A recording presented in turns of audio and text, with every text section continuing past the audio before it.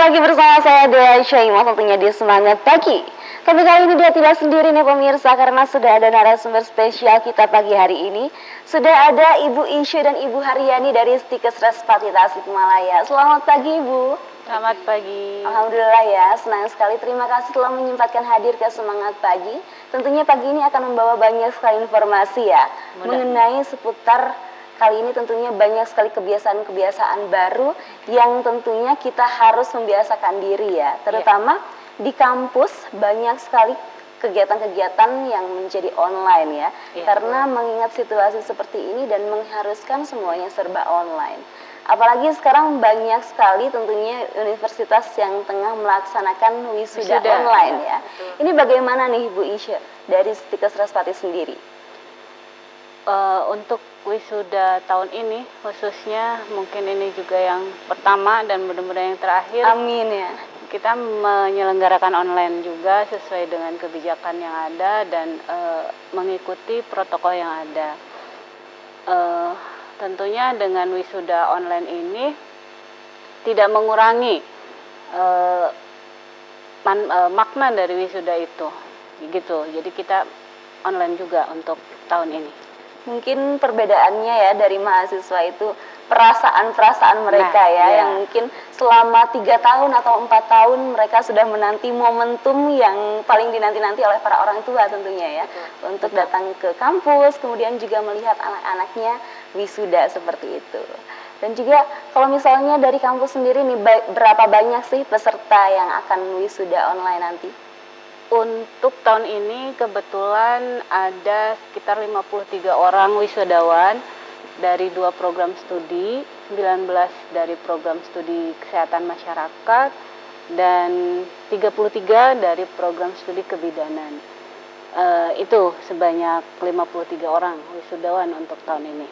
Baik. Tapi kalau misalnya 53 orang itu semua di rumah atau ada perwakilan yang ke kampus juga nih?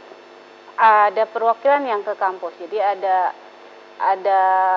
sekitar 3 perwakilan, 3 wisudawan sebagai perwakilan dari tiap-tiap prodi. Jadi ada sekitar 6 orang sebagai perwakilan wisudawan yang nantinya akan ikut wisuda offline di tempat kami tentunya. Itu sebagai bentuk penghargaan kepada mahasiswa-mahasiswa yang memang berprestasi selama pendidikannya dan juga memenuhi skema acara wisuda yang mengharuskan ada mahasiswanya. Jadi kami tampilkan atau mengundang beberapa mahasiswa sebagai perwakilannya. Baik ya, berarti 6 orang yang datang ke kampus untuk perwakilan saja. Dan menurut Ibu Isya nih, apa sih Bu perbedaan yang signifikan sekali nih dari momen-momen wisuda tahun-tahun sebelumnya dengan momen wisuda tahun ini? Menurut saya perbedaannya cukup berbeda ya, karena gregetnya mungkin ya. Kalau prosesi, kemudian runtutan acara dan lain sebagainya itu masih tetap seperti biasanya. Cuma mungkin karena gregetnya tidak hadir secara langsung di tempat bersama-sama merayakan selebrasi yang biasanya ditunggu-tunggu, meskipun bukan salah satu hal yang wajib sebenarnya wisuda, karena tidak mempengaruhi kelulusan gitu. Orang yang sudah wisuda pasti insya Allah lulus gitu ya. Cuma memang hal itu menjadi sesuatu yang ditunggu-tunggu oleh mahasiswa. Manakala harus seperti ini, mungkin ada juga kekecewaan di mahasiswanya, tapi satu dan lain hal mengingat kondisi yang seperti ini gitu ya. Kita juga tidak mau mengambil resiko yang ternyata setelah wisuda terjadi misalnya klaster baru COVID, itu tidak ingin. Jadi itu mungkin yang cukup berbeda dari segala proses dan lain sebagainya, masih tetap sama, gregetnya aja yang berbeda. Sama teknis pelaksanaan mungkin harus berjumpa dengan kamera lebih banyak, mungkin sekarang itu aja lah. Seperti itu mungkin. Baik, ini persiapannya sudah sejauh mana nih Bu? Persiapannya ini hari min 2 ya, min 2. Insya Allah kita bekerja sama juga untuk live streamingnya dengan Radar. Mudah-mudahan sudah sekitar 80-90%.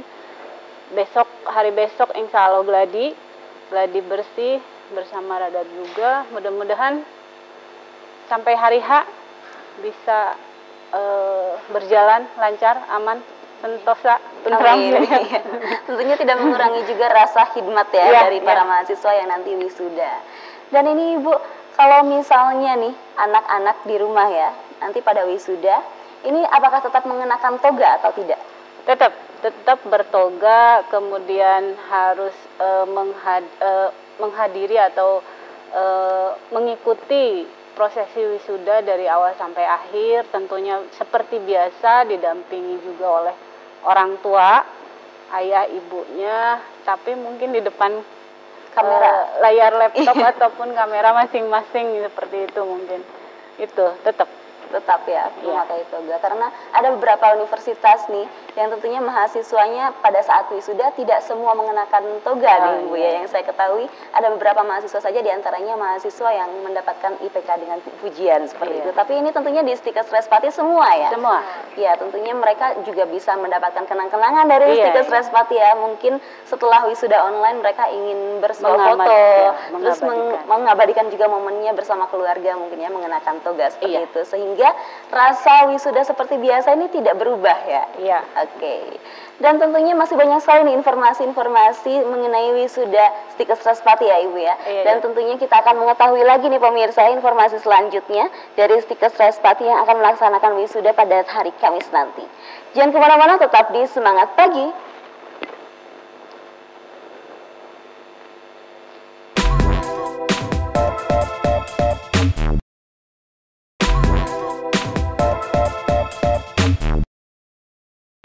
Ya pemirsa, kembali lagi bersama saya Dea Syaima tentunya di Semangat Pagi.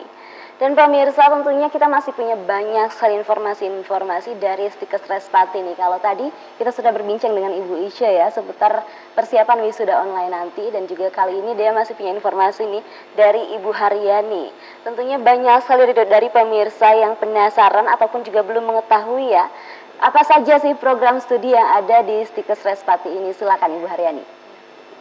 Stikes Respati memiliki 2 program studi, yaitu S1 Kesehatan Masyarakat dan Diploma 3 Kebidanan, di mana kalau S1 Kesehatan Masyarakat termasuk jenjang pendidikan akademik, sedangkan Diploma 3 Kebidanan termasuk salah satu dari program vokasi.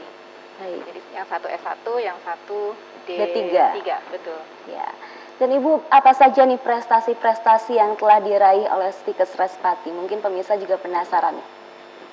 Betul, terima kasih. Mungkin alhamdulillah Allah mengkaruniakan beberapa kemudahan mungkin bagi kami atas prestasi-prestasi yang dicapai baik oleh dosen maupun mahasiswa. Untuk dosennya mungkin pernah memperoleh beberapa hibah yang diselenggarakan oleh Kementerian Pendidikan Tinggi, diantaranya adalah hibah dosen pemula. Itu hampir setiap tahun kami memperoleh hibah untuk dosen pemula. Kemudian dari pemerintahan daerah juga kami pernah memperoleh dari Provinsi Jawa Barat, termasuk mungkin mendapatkan penghargaan sebagai dosen riset kreatif dari Provinsi Jawa Barat. Kemudian selain itu juga dosen-dosen kami alhamdulillah sudah menciptakan beberapa karya inovatif, selain karena tuntutan dalam proses pembelajaran, juga merupakan upaya untuk aktualisasi diri masing-masing mungkin. Di antaranya adalah ada aplikasi Si Centing. Apa itu, Bu? Aplikasi untuk mendeteksi adanya stunting. Seperti kita ketahui, stunting sekarang menjadi primadona, artinya dalam tanda kutip ya, primadona dalam hal masalah kesehatan yang harus segera dituntaskan, dan ada aplikasi yang bisa membantu kader ataupun masyarakat untuk mendeteksi berat badan balita yang dimilikinya. Ini aplikasinya bisa diunggah di ponsel? Bisa diunggah di aplikasi di Play Store, Play Store. App Store juga bisa ya? Betul, silakan bisa dicoba nanti. Apalagi yang punya balita mungkin ya. Nama aplikasinya apa nih Bu? Centing. Si Centing, betul. Selain itu ada aplikasi EKB dan KIA Digital. Itu salah satu mungkin produk-produk yang sudah diciptakan oleh dosen-dosen kami. Nah, selain itu mungkin selaku upaya tridharma perguruan tinggi, jelas kami melakukan penelitian, pengabdian masyarakat. Nah, salah satunya mungkin kami memiliki desa binaan di Cikunir sebagai desa yang terdekat dengan kami. Dan alhamdulillah itu tadi dosen ya. Nah, sekarang mahasiswa juga alhamdulillah mendapatkan kesempatan untuk memperoleh hibah bina desa dari kementerian, dan kemarin juga fokus pelaksanaannya di desa Cikunir. Itu mungkin di antaranya. Ya, dan juga masih banyak sekali nih tentunya ya prestasi-prestasi lainnya mungkin dari Stikes Respati. Dan selain itu nih Ibu, ada juga beberapa kerjasama dari Stikes Respati dengan lembaga lainnya mungkin ya. Kira-kira apa saja nih Bu kerjasama yang telah dibina oleh Stikes Respati? Betul sekali, kerjasama merupakan sebuah kebutuhan juga mungkin ya, sebuah kebutuhan dan tuntutan bagi kami untuk bisa menyelenggarakan proses pendidikan yang berkualitas. Karena tidak mungkin hanya diselenggarakan oleh institusi, terutama kita punya pendidikan vokasi ya, yang tentunya harus ada kerjasama juga dengan pihak eksternal. Di antaranya adalah dengan Dinas Kesehatan, kemudian BPBD Kabupaten Tasikmalaya, kalau dengan Puskesmas, kemudian dengan BPS Bidan Praktek Swasta itu sudah banyak. Nah, selain itu juga mungkin dengan instansi-instansi lain atau misalnya seperti P2TP 2A, kebetulan kita juga bergabung, dosen kita bergabung di P2TP 2A untuk sama-sama berkiprah bagaimana memberdayakan perempuan dan anak, mengatasi masalah perempuan dan anak. Baik ya, ternyata banyak sekali prestasi dan kerjasama yang telah dilakukan oleh Stikes Respati nih. Dan juga Ibu nih, untuk bagi pemirsa nih yang mungkin memiliki anak-anak yang akan masuk ke perguruan tinggi dan juga ingin lebih tahu nih, Stikes Respati ini mengapa sih harus dipilih oleh mereka sebagai jenjang perguruan tinggi untuk melanjutkan sekolah mereka? Ya pasti calon mahasiswa orang tua akan memilah-milah ya, akan memilih sekolah yang seperti apa yang akan dituju oleh putra-putrinya. Betul. Mungkin ada beberapa hal yang menjadi dasar, salah satunya kenapa Stikes Respati dipilih adalah yang pertama dari sisi legalitas. Saat ini mungkin legalitas ada hal yang utama ya bagi calon mahasiswa dan lulusan. Nah, Stikes Respati kedua program studinya alhamdulillah sudah terakreditasi dari Lampetekes. Karena kita institusi kesehatan, maka kita diakreditasinya oleh lembaga mandiri ya, akreditasi mandiri perguruan tinggi kesehatan. Kemudian dari sisi operasional, kita menyelenggarakan proses pendidikan mengacu kepada standar nasional pendidikan tinggi. Insya Allah akan menjaga kualitas secara internal maupun eksternal. Kemudian yang kedua dari sisi dosen mungkin. Dosen tadi sudah saya sampaikan beberapa prestasi yang tentu harapannya prestasi itu mendukung pada proses pembelajaran dan kualitas dari pembelajaran. Kemudian yang ketiga mungkin bisa dilihat nanti sarana prasarana yang dimiliki oleh Stikes Respati, terutama mungkin salah satunya adalah yang mendukung aktivitas praktik mahasiswa kebidanan. Alhamdulillah kita mendapatkan hibah dari kementerian itu 2 kali untuk memperlengkap sarana laboratorium yang ada di kami, yang tentu itu akan menambah proses pembelajaran menjadi lebih baik. Kemudian hal lainnya mungkin dari sisi pembiayaan. Kadang ada image bahwa sekolah kesehatan itu mahal harganya gitu ya. Betul. Nah mungkin di kami sekarang dengan pembiayaan UKT, uang kuliah tunggal akan lebih memperingan, diantaranya adalah dengan menyamakan pembiayaan per semester, kemudian dengan sistem cicilan yang bisa jadi orang tua bisa mencicil sesuai dengan kemampuannya. Biasa ya nih pemirsa ya, selain UKT, karena UKT ini dikenal masyarakat lebih murah mungkin ya, dan juga ini bisa dicicil loh pemirsa, jadi tidak akan keberatan ya, tidak akan memberatkan bagi para orang tua. Ini selain itu apa lagi nih Bu? Dari tadi sarana prasarana, kemudian aktivitas kemahasiswaan mungkin ya. Nah sekarang kan mahasiswa-mahasiswa sekarang tuh begitu aktif, begitu ingin eksplorasi, kemudian menunjukkan apa yang menjadi kemampuannya. Nah di kami juga ada aktivitas-aktivitas kemahasiswaan, punya wadah baik itu organisasi mahasiswa maupun UKM, yang mudah-mudahan itu bisa dimanfaatkan oleh mahasiswa untuk menyalurkan bakat, minat, dan apa potensi yang dimilikinya. Baik. Dan selain itu nih Bu, kalau misalnya ada di antara pemirsa yang ingin masuk Respati, ini biasanya melalui jalur apa saja? Calon mahasiswa bisa menghubungi atau melihat di web kami, Stikes Respati, nanti bisa di sana banyak informasi, atau mungkin bisa melalui hotline yang memang ada tercantum di web kami juga. Baik, selain itu bisa datang langsung ya, selain untuk mengenal lingkungannya juga, ini kalau misalnya datang langsung juga bisa lebih melihat nih, apalagi kalau misalnya mau berbincang dengan pihak-pihak kampus yang ada di sana ya. Dan Ibu yang terakhir nih, harapan bagi para mahasiswa Stikes Respati ini seperti apa?